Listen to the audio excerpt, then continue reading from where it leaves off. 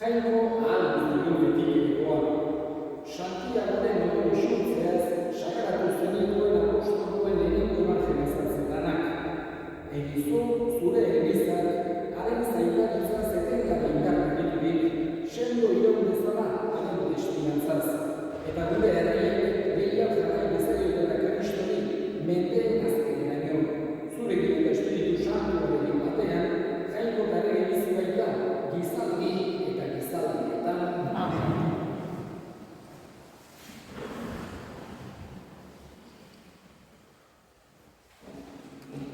Lectura del libro de los Hechos de los Apóstoles.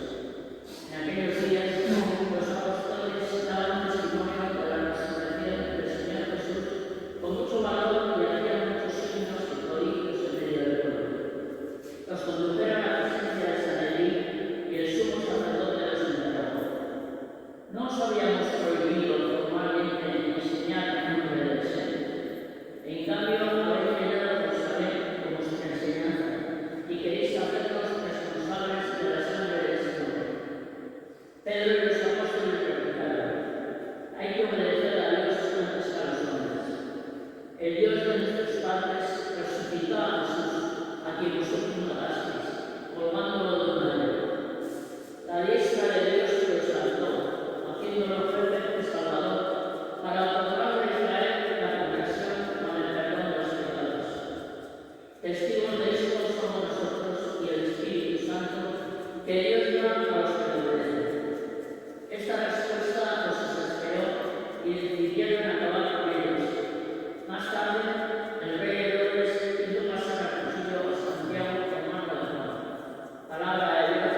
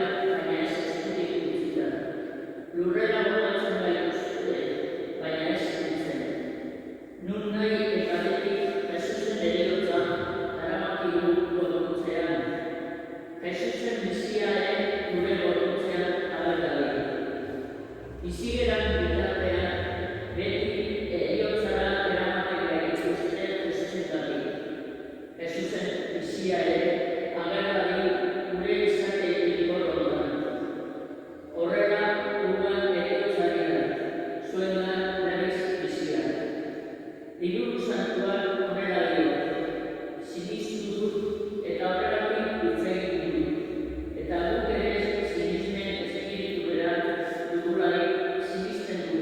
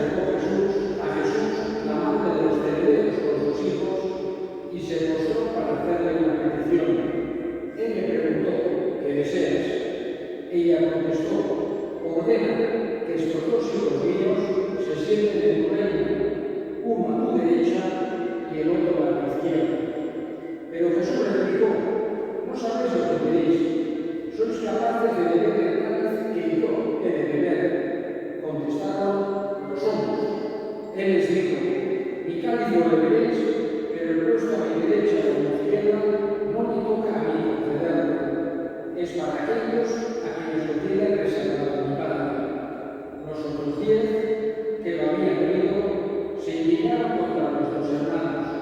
Pero Jesús, reuniéndoles, les dijo: sabéis que los jefes de los pueblos los tiranizan y que los grandes los oprimen. No será así entre vosotros. El que quiera ser grande entre vosotros, que sea vuestro servidor, y el que quiera ser primero entre vosotros, que sea vuestro esclavo.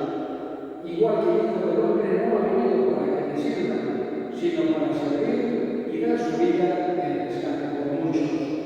Palabra del Señor.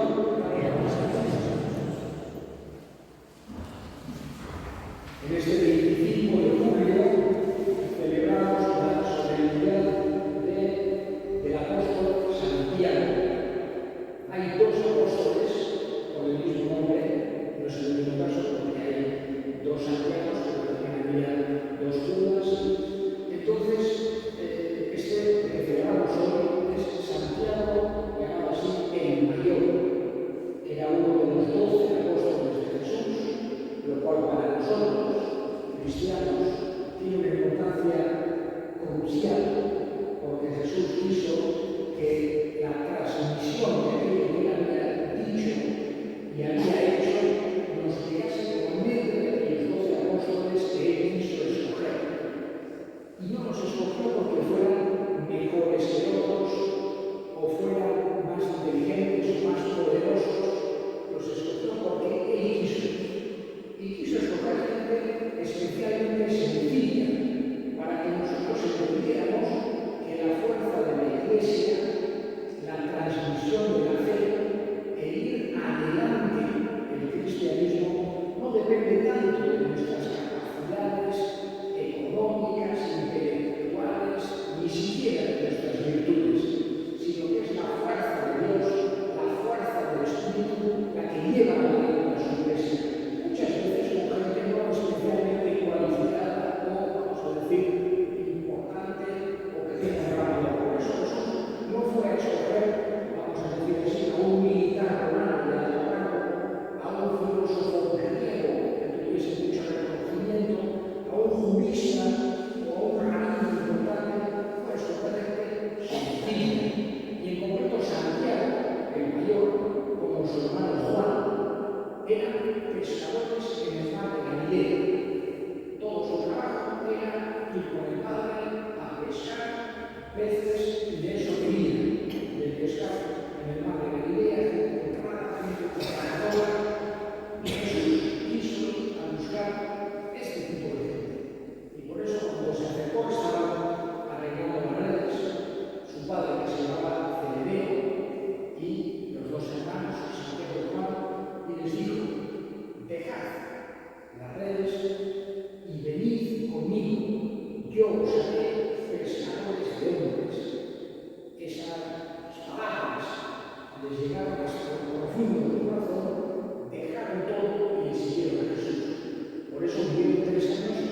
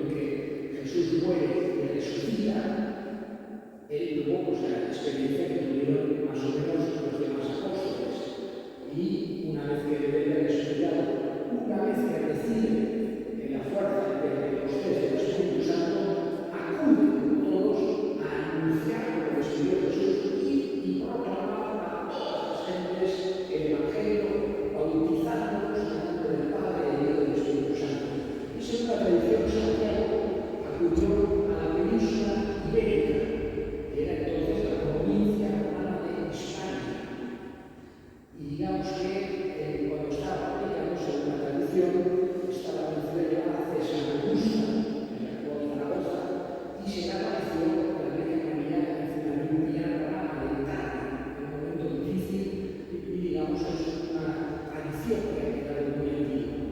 Después sabemos que vuelve a Jerusalén, es decir, no estuvo mucho tiempo en la península ibérica porque vuelve a Jerusalén y allí es el primero de los 12 apóstoles que lo mártir. Lo apresa, lo juzgan, lo condenan por ser seguidor de Jesús y luego a justicia. Digamos que muere mártir y es el primero de los 12 apóstoles en morir mártir. Luego sus restos los quisieron llevar a Finisterre, al final de la tierra, que era el mundo bastante pensado, estaba América, y pensaban que se acababa en la zona más occidental, digamos, de la península ibérica, etc., se acababa el mundo, la tierra. Y lo entierran en Compostela, convirtiéndose, y con esto termino, en uno de los lugares más importantes de toda la cristiandad de peregrinación. Tendría que ser el tercero más importante, el primero más importante es Jerusalén, que es donde muere el Señor Jesús. Pero en muchas épocas de la historia, como por ejemplo en la actual, no es fácil, no ha sido fácil ir a Jerusalén. Hoy en día también es difícil por la situación, distintas guerras, etc. El segundo más importante es Roma, porque ahí están San Pedro y San Pablo enterrados. Y el tercer lugar más importante de peregrinación de la cristiandad es Compostela. Tiene una fuerza muy grande esta peregrinación, esta de Santiago de Compostela, etc. Le pedimos a nuestros jefes de Dios, Santiago Apóstol María, gurearen egin dezala.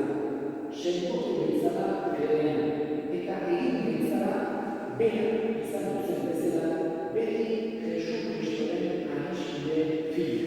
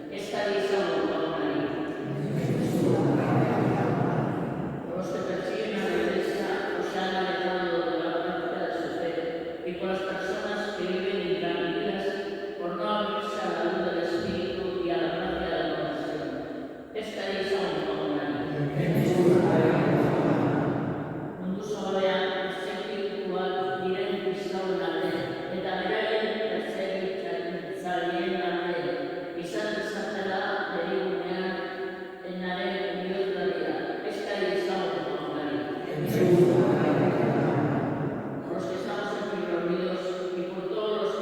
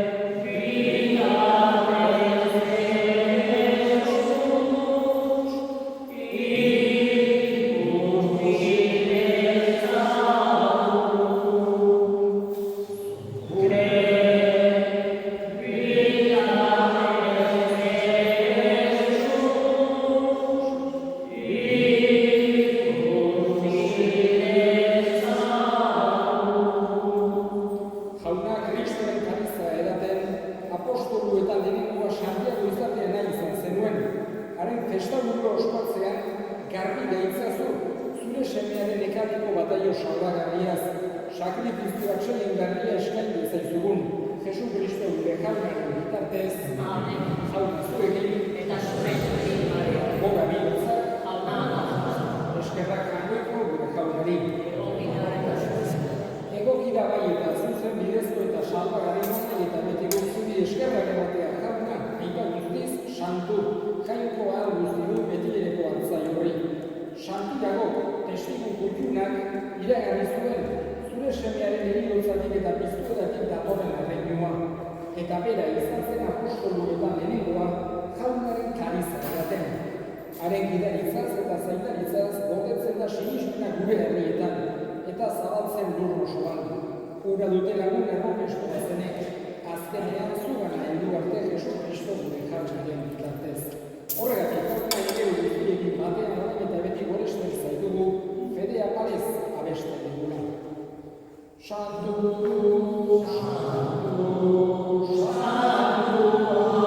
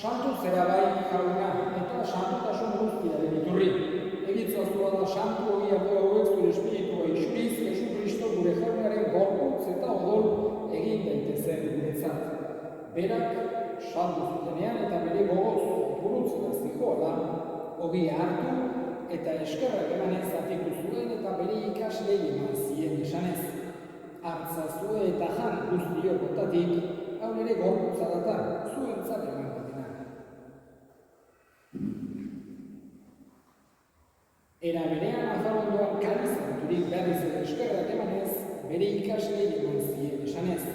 Hartza zuen eta edan guztiotatik, haun ere odoraren karizaratan, itun berri eta betikoaren odola, zuentzat eta askorentzat bekatuak barkatzeko isuriko dena. Egizu hau nere garri.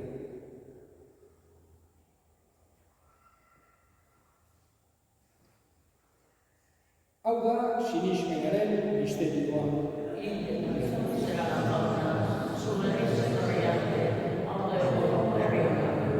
Horregatik jauna, zure semearen eriotza eta piztuera gogoratuz, biziaren ogia eta salbanataren kariza eskaintzen dizkizugu zuri eskerrak emanez, aldarean zure zerbitzari onartu gaituzulako, eta apalki eskartzen dizugu Kristoren gorputza eta dola hartzen ditugunok, Espiritu Santuak bat egin gaitzala.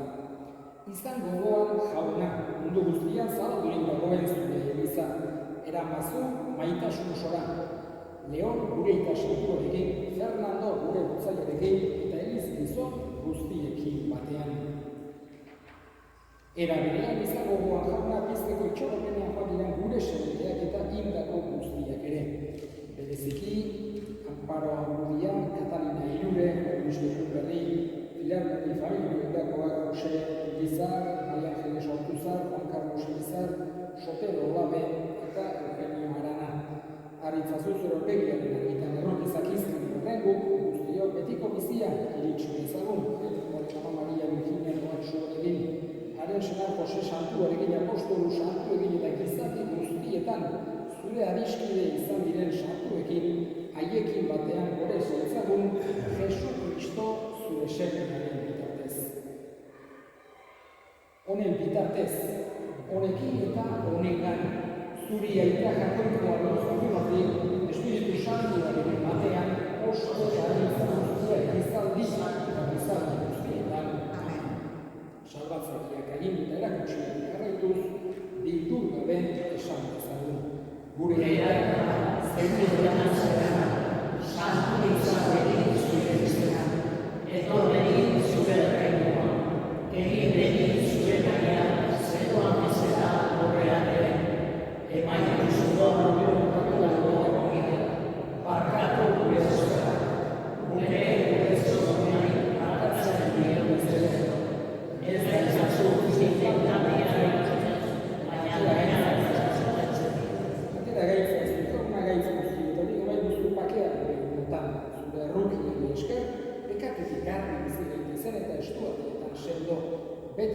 txoro berean, Jesu Kristo gure salbatzailea noiz etorriko den zaiko dela.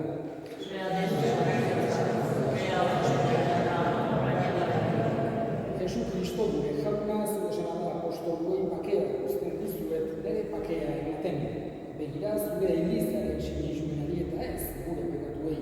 Eta zure gogoa den bezala, emaiozu Elizari bakea eman batasuna. Errege bizi bezerak izaldi eta izaldietan. Amen. Jauna bakea beti zurekin. Zure bakea. Angoikoa dugu txastu, biltzen duzu mundu kooperatua, errege jauna. Angoikoa dugu txastu, biltzen duzu mundu kooperatua, errege jauna. Angoikoa dugu txastu, biltzen duzu mundu kooperatua, errege jauna.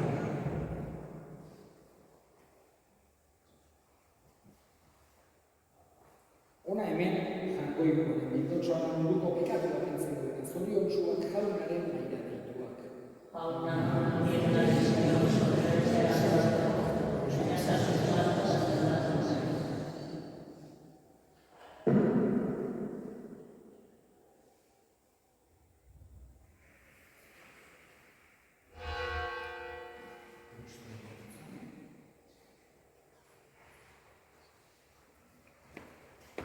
Jesús maite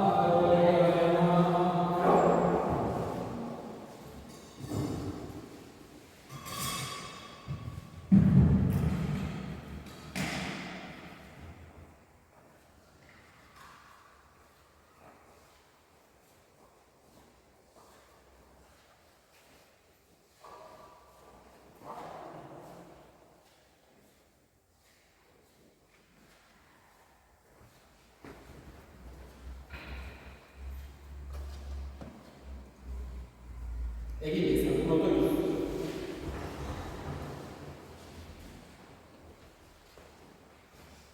Eskerrak ematen ez dizugu jauna, Santiago apostolu eta gure zailari ere festa dugula ospatzean. Pozik hartu ditugu doai santuengatik. Ura laguntzen dugula,